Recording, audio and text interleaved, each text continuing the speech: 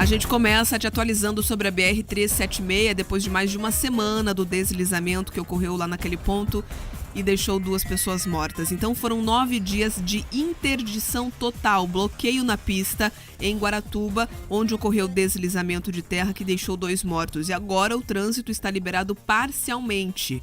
O anúncio da liberação foi feito ontem à tarde pela concessionária Artéres Litoral Sul e também pela Polícia Rodoviária Federal. A partir das 5h30 da tarde, os veículos puderam transitar novamente no trecho.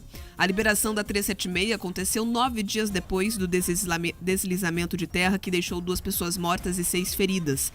O local onde aconteceu esse incidente, de aproximadamente 800 metros, está com a pista simples nos 2 sentidos, por isso a concessionária espera trânsito lento entre Curitiba e Joinville. Segundo a concessionária Artéres Litoral Sul, a operação está sendo realizada, então, em pista simples para garantir a segurança de quem trafega pelo local. A empresa ainda não afirmou que pretende promover quando pretende promover a liberação gradual das demais faixas do trânsito, conforme o avanço das obras de contenção. As encostas do segmento também vão continuar sendo monitoradas pela equipe técnica da empresa. O bloqueio da 376, além dos problemas verificados com as interdições em uma das pistas da 277 por 2 dias na semana passada, causaram, então, problemas para o setor de transporte rodoviário. Segundo a Federação das Empresas de Transporte de Cargas do Paraná, a FETranspar, a estimativa é que o prejuízo ultrapasse os 300 milhões de reais por conta do período em que o trânsito ficou ali bloqueado. Nós vamos ouvir agora o presidente da FETranspar, o coronel Sérgio Malucelli, sobre esse assunto. Lamentamos, inclusive, as 2 mortes que nós tivemos, né? Nesse trecho aí da 376 no quilômetro 669. Mas se você observar os prejuízos que nós teremos no futuro por péssimas estradas que nós estamos tendo e a falta de investimento, seja por parte dos governos estaduais como por parte do governo federal, nós teremos um curto espaço de tempo um caos no transporte rodoviário de cargas. Temos outra alternativa. O nosso país ainda está assentado em cima do transporte rodoviário. Você multiplica 61 milhões por 6 dias, 5 dias que foram desviados antes, deu mais de 300 milhões de prejuízo. Isso é um absurdo que aconteceu. Diferente da 376, a 277 e a PR-410, que é a Estrada da Graciosa e também faz a ligação do litoral do estado com a capital, ainda não tem previsão de liberação para o trânsito. A gente vê que foram 9 dias desde a ocorrência desse deslizamento, 9 dias necessários para a liberação do trecho.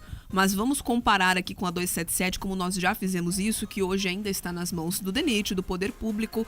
Teve um deslizamento, sim, muito menor do que o que aconteceu. Não deixou vítimas, não fez um bloqueio total da via por conta do deslizamento, mas a área ainda não foi concluída a manutenção naquele ponto da 277. Mais de um mês já, praticamente 2 meses desde o deslizamento na 277. A gente compara agora a 376, 9 dias nas mãos da iniciativa privada, teve o serviço concluído praticamente. A 277, mais de um mês nas mãos do Poder Público, permanece ainda com o trecho interditado e, ao mesmo tempo, os prejuízos que vão se somando cada vez mais para o setor de transporte rodoviário. Quando você faz essa comparação, Bia, você acerta em trazer a informação para os nossos ouvintes, que é justamente a possibilidade de entender o funcionamento de 2 modelos distintos. Essa tragédia, ela tem que nos servir, primeira coisa, ela tem que nos servir de alerta, que as estradas elas precisam sim cada vez de mais tecnologia, cada vez de monitoramento mais intenso, cada vez de acompanhamento ali pelos técnicos, pelas autoridades, mais precisa para evitar que novas tragédias aconteçam. Sabe, nesse momento nós tivemos 2 vítimas fatais, o que é uma tragédia. Toda e qualquer pessoa que venha a falecer por um motivo não natural é uma tragédia. É uma tragédia. Então a gente precisa evitar que isso aconteça. Então a gente precisa aprender claramente quais foram os motivos, quais foram ali as causas e principalmente, poderia ter sido evitável? Né? Você conseguiria evitar as mortes? Talvez você não conseguiria evitar que acontecesse ali o desmoronamento, mas talvez você conseguiria evitar que as pessoas estivessem ali naquele trecho. Felizmente o número de vítimas não foi maior, porque poderia ter sido. A gente acompanhou quantos carros foram arrastados ali por aquela massa de terra, a gente viu tudo aquilo que aconteceu. Então, nesse momento que a gente vai discutir as novas concessões do Paraná, a gente tem acompanhado bravatas, a gente tem acompanhado políticos fazendo da questão do pedágio novamente um palanque segue ali de levar uma ideia para cá, traz a ideia para cá, mas sem apresentar concretamente os projetos, a gente tem que falar o seguinte: quais são os modelos? Por isso que essa comparação da Bia fica evidentemente explícita quais são a realidade. A gente acompanha que tem um prejuízo econômico de você ter a via fechada, impedida de transitar.